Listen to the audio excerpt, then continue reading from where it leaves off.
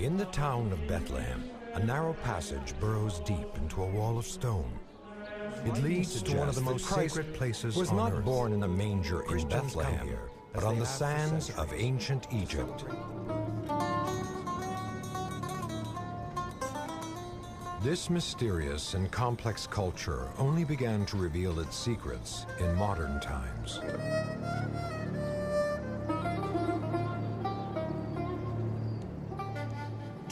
Years ago, a soldier in Napoleon's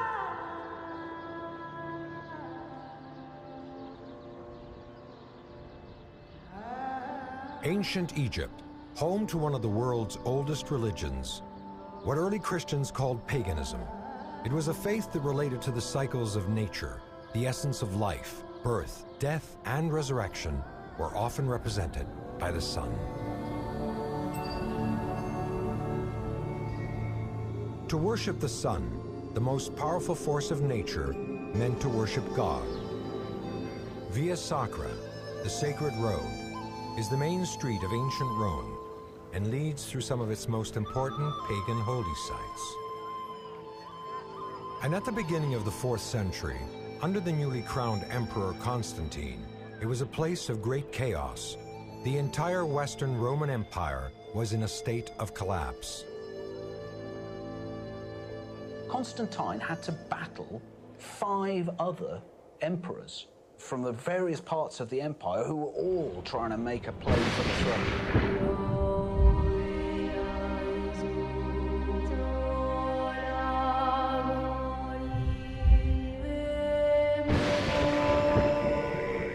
When renowned theologian Tom Harper claimed in his book, The Pagan Christ, that there was no evidence for the historical Jesus, it sent shockwaves through mainstream Christianity. No one with his moral authority had ever made such a controversial claim.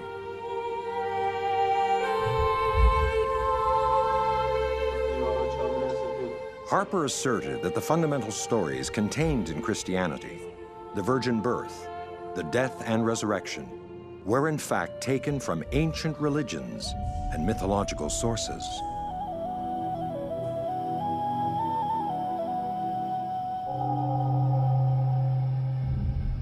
In 2,000 years,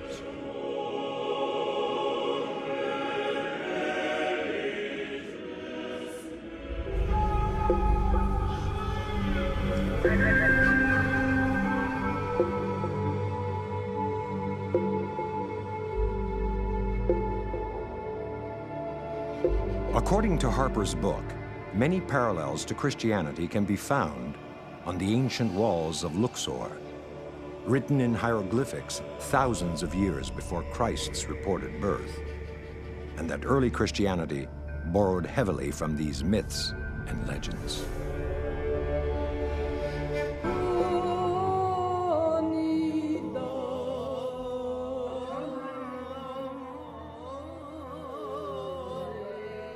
Ancient Jerusalem, where according to the New Testament Jesus spent the majority of his final days. These walls have not changed in thousands of years, nor has Christian thought faltered in its belief that it was here that the dramatic events of Christ's crucifixion and resurrection took place.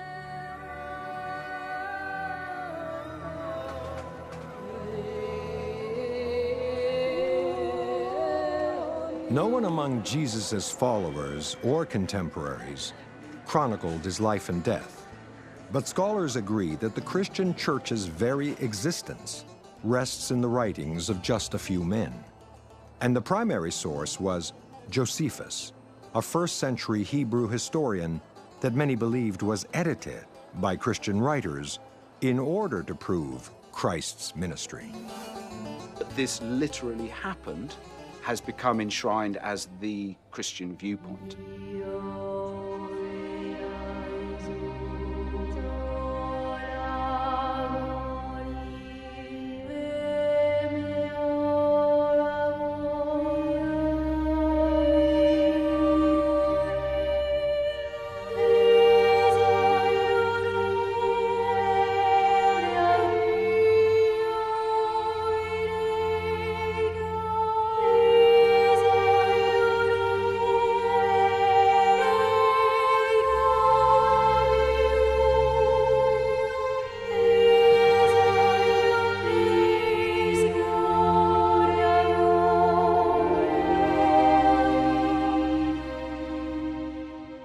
Steve Bedard's critique of my book is that, and this is true of many, many other Christian theologians as well, they nowhere explain what is a powerful enigma.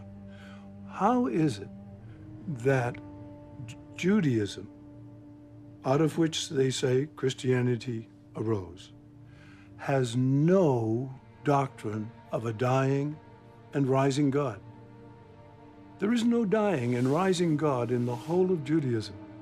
And yet this becomes the heart of the daughter of Judaism, Christianity. Now that has to be explained. And I believe it's explained best by looking at the dying and rising gods in the whole of the culture all around them.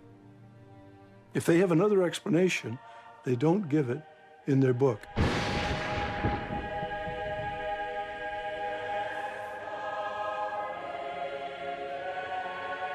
For Stanley Porter and Stephen Bedard, and for many academics, historians, and theologians, the evidence for the historical Jesus is abundant. They can feel secure in the fact that over 1/3 of the planet believes, as they do, that there was a Jesus of history.